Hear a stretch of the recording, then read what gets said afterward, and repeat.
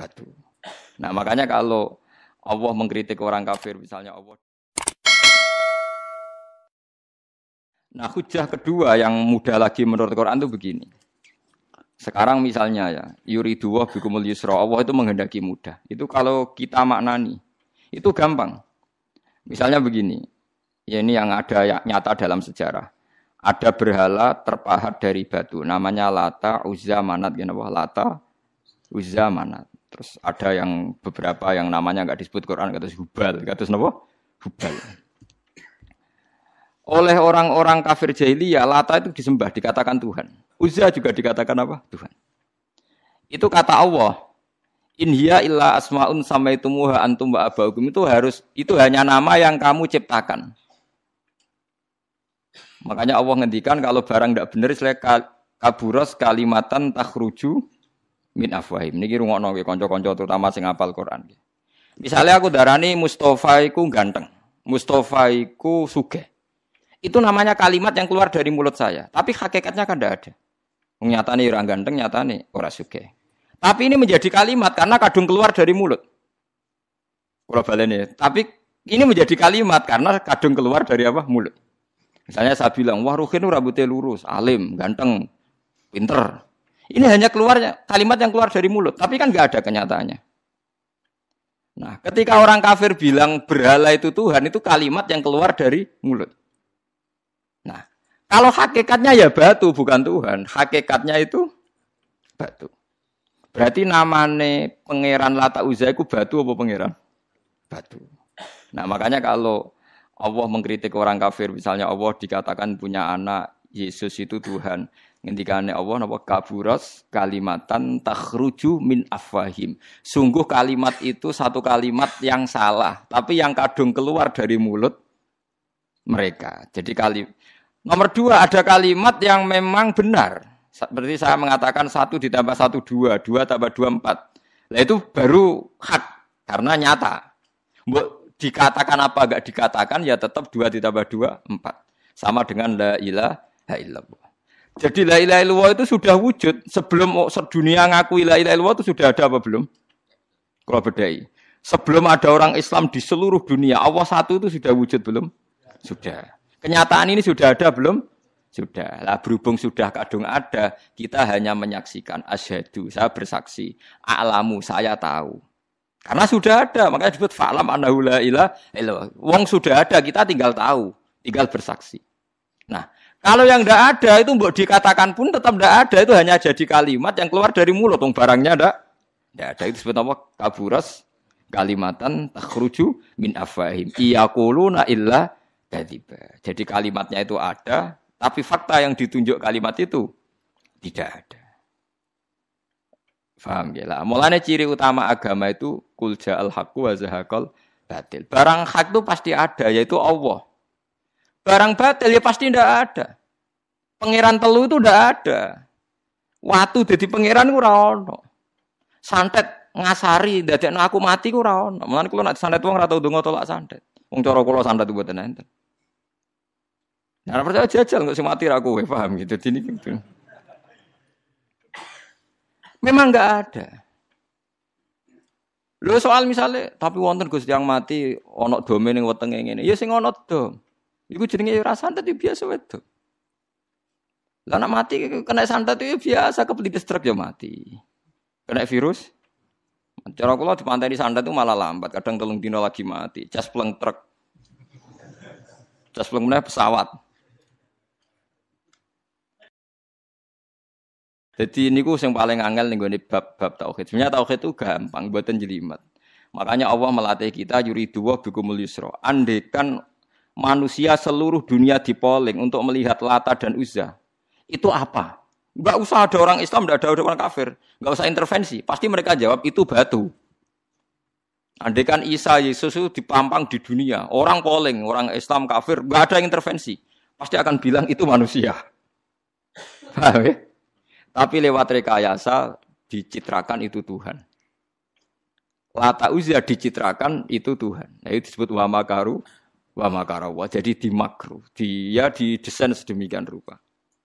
Misalnya di Yunani itu orang kalau bilang Tuhan itu akal, makanya bilang logos. Log itu logos. Tuhan itu arot. Niki rungokno aja sampai salah. Nak salah kafir teman. Tuhan itu arot. Tuhan itu sifat. Jadi Tuhan itu tidak ada zatnya. Kemudian logos ini nempel di Yesus kata orang Kristen. Sehingga logos. Logika akal. Makanya kalau orang filsafat darani Tuhan itu akal 1, akal 2, akal 3, akal. Makanya disebut logi, ideologi, log. Nah, pertanyaannya kemudian saat Allah itu arot, Allah itu log, kemudian belum ada tempatnya Allah bergentayangan di mana? Sebelum Yesus ada terus lalu Allah bersemayam di mana? Terus ada orang Majusi bersemayam di api. Nanti kan orang kafir jahiliyah bersemayam di arca-arca itu. Yang orang kuno Majusi di mana di gunung apa? Mungkin orang Sugian di gunung Kawi macam-macam itu terus. Wah, itu kan terus jadi repot. Repotnya adalah kalau sifat itu harus nempel di zat. Dan zatnya mana enggak jelas. Itu satu. Nomor dua, sifat itu sama mausuf itu mesti dulu mausufnya. Nah, makanya kata ahli ilmu kalam, jangan pernah kamu mengatakan Tuhan itu sifat. Kalau Tuhan sifat nanti butuh nempel napa? Zat. Makanya terus kita diajari walillahil asmaul husna. Allah itu zat. Kemudian pada zat ini ada asmaul husna. Jadi mulai dulu Allah itu al-qayyum, zat yang berdiri sendiri. Nah, ini pentingnya ngaji. Mulane wong alim-alim mesti wali. Ana wong alim ra wali, goblok-gobloke wong alim. Mergo seneng dhuwit. Kudune wong alim iku wali. Mulane Imam Syafi'i ketika disebutno wali si A wali si B. Nah aku ra wali ning dunya ora ono wali. Dadi idza lam takunil ulama auliya alillah fama ala wajil ardi min waliyin. Nah, ulama wis gak wali ning dunya wis ora ono napa wali. Karena hanya ulama yang bisa menjelaskan kenapa harus ada tauhid. Nah, ulama ngerti logikanya. Fa'lam annahu la ilaha illallah. Kamu tahu. Bisa diketahui itu karena barangnya sudah hak, sudah wujud. Kalau barangnya belum wujud kan tidak bisa diketahui. Misalnya begini. Berhala Lata Uzza itu yang bisa diketahui satu. Bahwa itu batu. Karena batu itu wujud. Ya, batunya itu wujud. Tapi sifat ketuhanannya Lata Uzza tidak wujud. Makanya nggak bisa diketahui. Wong nggak wujud. Agar barang ra wujud kan nggak bisa nopo diketahui. Yang bisa diketahui hanya barang wujud. Makanya fa'lam annahu la ilaha illallah. Harus tahu. Tapi andai kan kita tidak tahu pun ya tetap Tuhannya Allah. Tahu atau tidak tahu. Nah, ini di sini Quran sering bilang kul aminu bihi aula tu'minu. Cek kowe iman, cek ora iman ini enggak ada pengaruhnya bagi wujudnya Allah ning zaman azali. Di kula baleni malih itu memang jadi dulu itu orang-orang terjebak ketika Tuhan ning Yunani dianggap logos log. Kemudian di Timur Tengah Tuhan itu dianggap satu arot sing nemplek sifat sing nemplek ning berhala-berhala. Nggo ning gone daerah Majusi ning wasani sing nemplek ning napa geni macam-macam. Mon niku walhasil akhirnya semuanya itu kalah dengan tauhid sing digawa Kanjeng Nabi Muhammad sallallahu alaihi wasallam. Bahkan sekarang tiang Nasrani pun itu tidak pede dengan teori trinitasnya. Orang kan sekarang tahu semua kan perdebatannya Ahmad Didat sama Stanley Fischer itu macam-macam. Itu kan sampai ada seorang mahasiswi dari Swiss ketika yakin sifat Tuhan yang dijelaskan Ahmad Didat bilang, sepertinya Tuhan Anda lebih menarik. Karena dibilang Tuhan Islam itu tidak punya anak, tidak diperanakkan, tidak ada padanannya. Kalau Tuhan Anda ini padanannya banyak gini-gini. Terus itu ada orang tertarik. Sepertinya Tuhan Anda lebih menarik. Karena sifatnya lebih apa? Ya lebih menarik. Terus tadi maknanya walat itu kalau menurut ilmu kalam itu dua. Walat itu anak fisik, anak gen. Atau walat maknanya tawalut. Konsekuensi dari satu hal. Tapi tidak karena diciptakan. Itu tadi misalnya HP dan pulpen ini benturan itu menimbulkan suara. Suara ini diciptakan HP apa suara itu tidak ada yang menciptakan? Yuna ilmu kalam dibagas. Nah kamu bilang diciptakan HP, HP-nya sendiri tidak merasa menciptakan. Batu sama batu benturan terus ada suara. Kamu bilang diciptakan siapa? Diciptakan batu. Batunya takoi. Kamu yang menciptakan suara itu. Enggak, saya tidak punya akal loh. Paham? Nah, lalu yang menciptakan suara itu siapa?